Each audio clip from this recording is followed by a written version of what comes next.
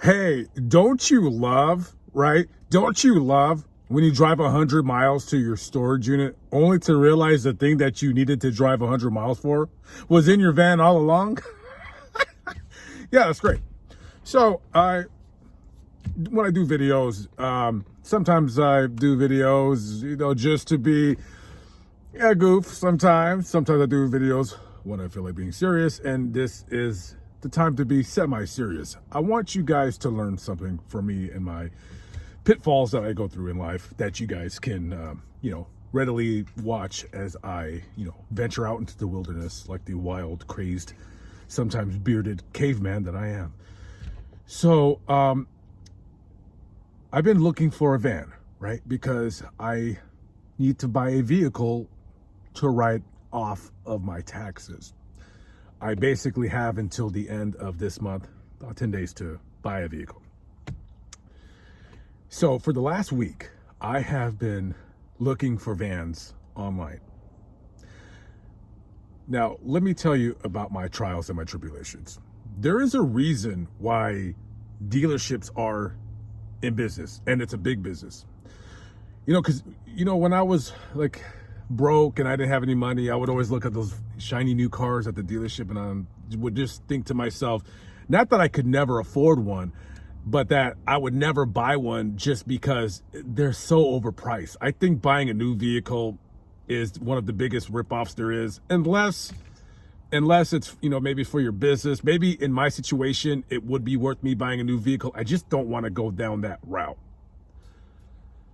So the reason why they're still in business is because everybody that is selling a van used online is some form of an asswipe.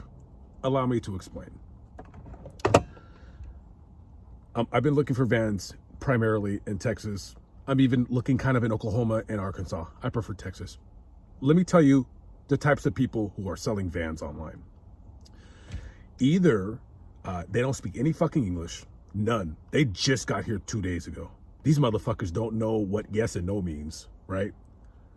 And can't talk to them over the phone. No English. No habla inglés por si. All right, you got those guys. You got assholes who are selling a van with a rebuilt title. A rebuilt title means the van was in an accident to the point where the insurance company deemed that it was not worth it to fix it. So they just, junk the value of the van and then they kind of sell it at an auction where you see all those crashed vehicles. Somebody buys it, they fix the van, and then they sell it. I don't have a problem buying a van with a rebuilt title. I have absolutely no issue.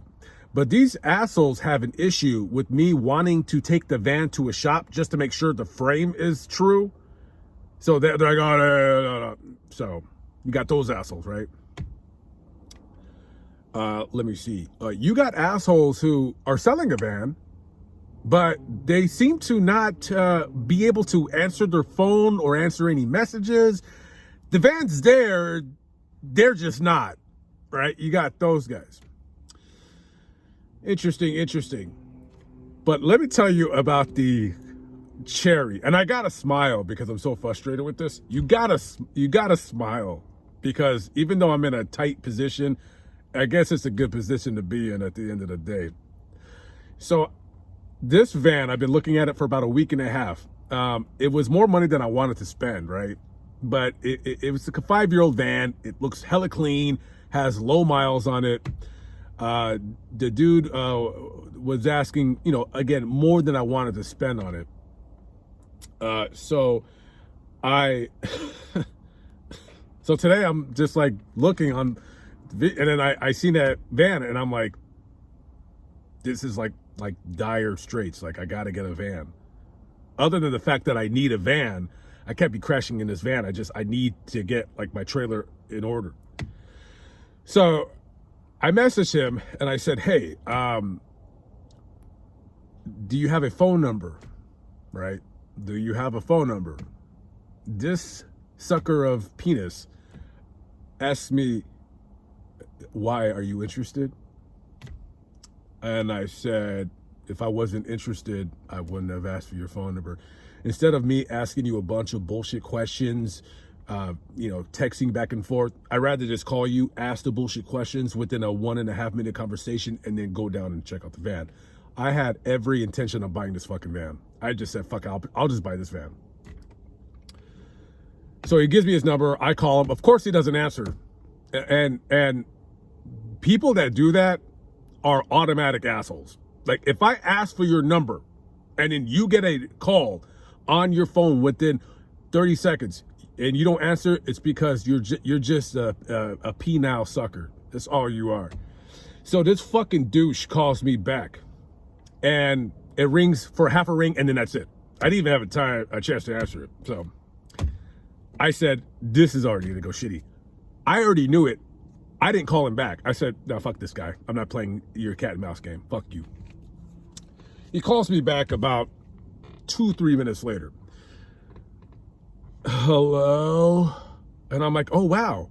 Somebody speaks English. That's great. Hello? Yeah, hey, what's up, dude? And mind you, this guy's like 45 years old and talking like this, talking like a fucking child. And I said, hey, I'm interested in the van. When can I come see it? He's like, well, like,